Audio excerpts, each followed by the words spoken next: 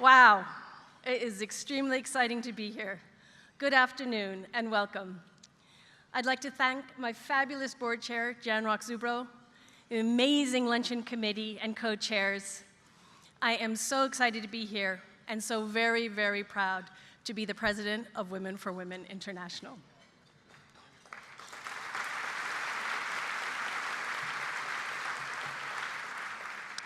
In just a few moments, we will be hearing from Hillary Rodham Clinton and Christian Amanpour, two groundbreaking leaders and fabulous experts on the critical role of women and peace and security. It's senior diplomats, such as Secretary Clinton, that we often think of when it comes to women peace building. But today, I'd like to talk to you about some equally important leaders that you probably have not heard of. These peace builders are rebuilding war-torn societies from the bottom up. They are the women that Women for Women International serves every day. Today, we have 30,000 women enrolled, and 462,000 have graduated. I'd like to share just 3 of their stories to illustrate how women's leadership, economic resilience, and social cohesion developed through our program creates and sustains peace. I'm going to start by introducing you to Hasai. She's from Afghanistan. This is a country in which 87% of women report facing physical, verbal, or sexual violence. One day, Hasai's husband showed up and announced he was leaving. No explanation, no divorce, he simply abandoned her. For the sake of her 2 children, she was forced to move in with her in-laws. They didn't exactly welcome that. That is, initially. Hasai joined our program, and through it, she cultivated her innate passion and skill for helping women survivors of violence. We hired her as a trainer into our program, and she gained the respect of her in-laws and her community. With that respect, she ran for local government office and won.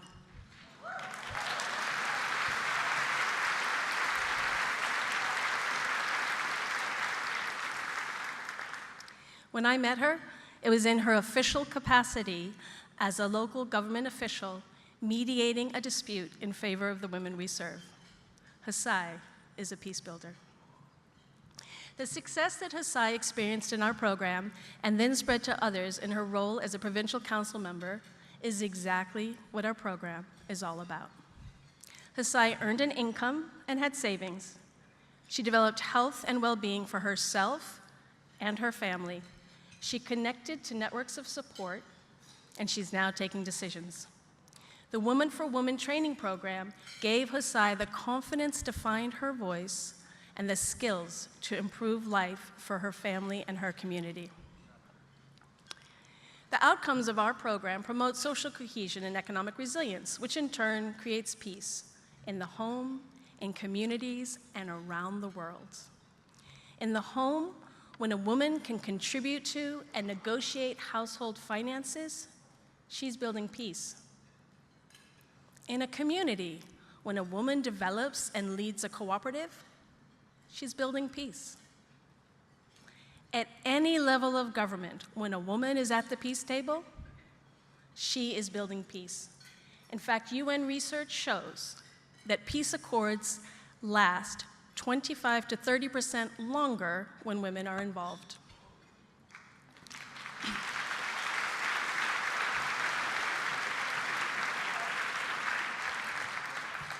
So now let me take you to northern Nigeria to meet Rifkatu.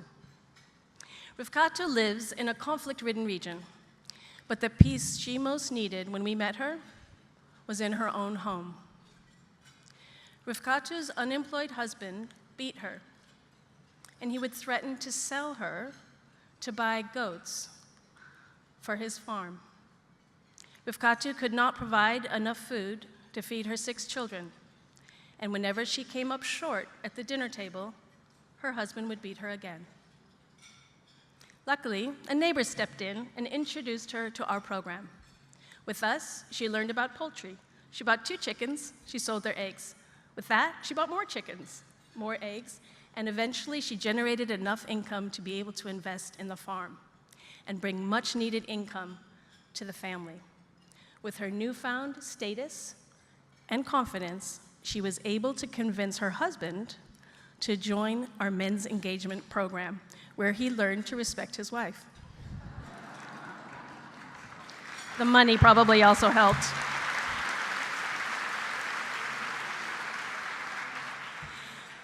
Rifkatu says, "He now sees me as a human being, just like himself, and not as a goat or a piece of property that he can purchase with money." So, with the ability to earn and save income, the power dynamic in her relationship changed. The chickens brought much more than money. With them, Rifkatu was able to create peace in her home, ending the abuse and poverty in her family and contributing to a more stable and prosperous Nigeria. So, my final story is from Rwanda. I'd like you to hear about Caritas. She's a survivor of the 2004 genocide, in which 500,000 women were raped and more than 800,000 people were massacred. Caritas lost half her family, including her husband and her child. She survived by fleeing across the border into neighboring Uganda. And yet, she returned to work with the very people who had brutalized her. Once the outcast of her village, she is now leading a cooperative of 125 women in the male-dominated industry of beekeeping. She's even managed to secure investment from the Rwandan government. To me, she's the ultimate peace builder.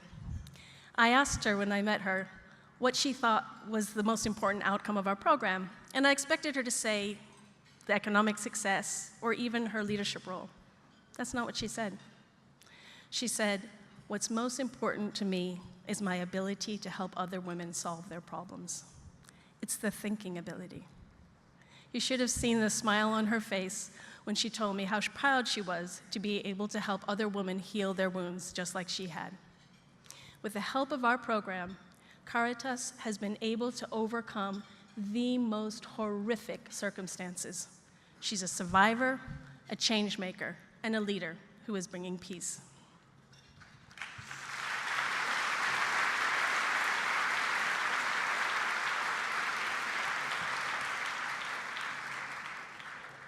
These women are just 3 of the 462,000 graduates who are peace builders in the home, in communities, across ethnic and religious divides. They are creating social cohesion and economic resilience, the foundation for rebuilding war-torn societies. We here today are also peace builders. You are part of a global movement of support that is building peace from the bottom up. You are helping to create a world in which all women determine the course of their lives and reach their full potential. One woman becomes many women until hundreds of thousands of men and women together are bringing peace and home to their homes and communities and stability and prosperity to our world.